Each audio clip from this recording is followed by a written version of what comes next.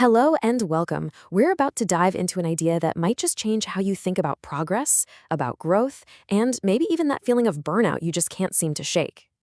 It's a question I feel like so many of us are asking ourselves these days. This constant sense of being drained, of being stretched way too thin. But what if the cause isn't just about working too many hours? What if it's something, well, a little deeper than that?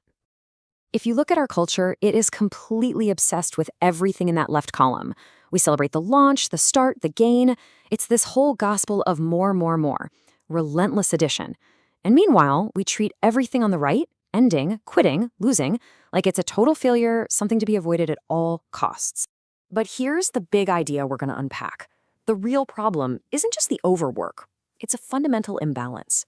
See, we've forgotten the simple truth that any gardener could tell you. For new life to really flourish, you have to prune away the old and overgrown parts. So we're going to see how embracing the full cycle, including that part we fear, the destruction, is actually the secret to renewal. And look, this isn't just some nice, feel-good idea. It's a fundamental law of nature. So let's look at the proof, which you can find woven through philosophy, biology, and even economics.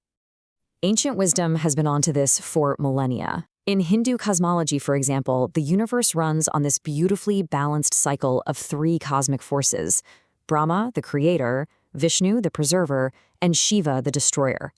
And the key thing to get here is that Shiva's destruction isn't about chaos.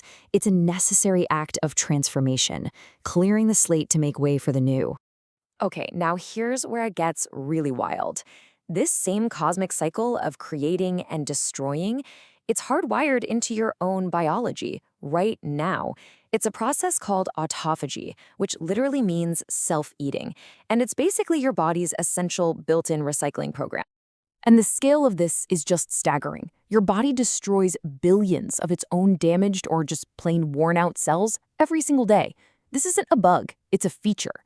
It's a core survival strategy that keeps you healthy and full of life. So think about that. Your own cells are smarter about renewal than your conscious mind is. They understand that to stay vital, you have to continuously and strategically destroy. They let go of what isn't working anymore to make room for what does. And this law doesn't stop at biology. It scales all the way up to our entire economy.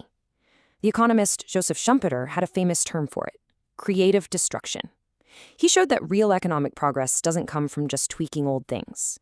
It happens when new innovations completely destroy old industries, making them obsolete, and freeing up all those resources for whatever is coming next. Okay, so if endings are so natural, so necessary, if it's happening in our cells and our economies, why is it so incredibly hard for us to actually do it in our own lives? What's going on there? Well, it turns out our brains have this powerful little cognitive trap that keeps us stuck. It's called the sunk cost fallacy. And it's our tendency to keep pouring time, money, and energy into something, a job, a project, not because it has a great future, but simply because we've already invested so much in its past. Walking away just feels like we're admitting failure, right? Feels like all that effort was a waste. So we feel guilty, as psychologist Susan Albers points out, even when staying put is the thing that's truly hurting us. We keep digging, hoping to justify the past, all while sacrificing our future. So just take a second and really think about this for yourself. What are you still funding with your life's most precious resources, your time, your money, your energy, only because you've already put so much in?